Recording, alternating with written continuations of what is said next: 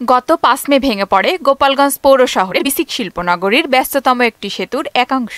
এ অবস্থায় সম্ভাব্য দুর্ঘটনার আশঙ্কায় এতে যানবাহন চলাচল বন্ধ করে দেয় পৌর কর্তৃপক্ষ। সেতুটি দিয়ে প্রতিদিন চলাচল করে পশ্চিম গোপালগঞ্জ এলাকার ১৫ গ্রামের মানুষ সহ বিসিক শিল্পনগরীর ব্যবসায়ী ও মধুমতি পশ্চিম তীরের বাসিন্দারা। এটি বন্ধ হওয়ায় চরম দুর্ভোগে পড়েছেন তারা। এই ব্রিজ নষ্ট হওয়ার কারণে হয় ওই পাশের ওই বাজার ব্রিজ অথবা লঞ্চঘাট ব্রিজ ঘুরতে হচ্ছে।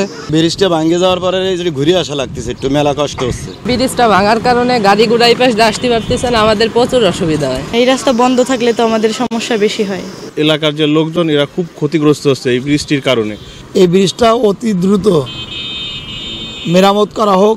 সেতুটি পরিদর্শন শেষে দ্রুত মেরামতের আশ্বাস দিয়েছে পৌরসভা ও এলজিইডি কর্তৃপক্ষ। ব্রিজের ছোট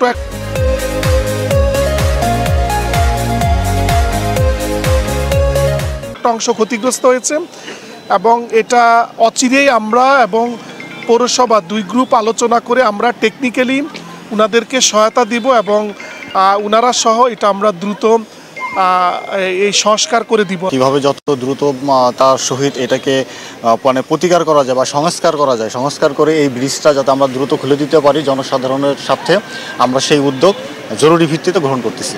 ২০১২ সালে প্রায় ৩ কোটি টাকা ব্যয়ে ৮৩ ফুট দীর্ঘ ও ৩৭ ফুট প্রশস্ত সেতুটি নির্মাণ করে এলজিইডি। আফরিন পপি, মোহনা সংবাদ।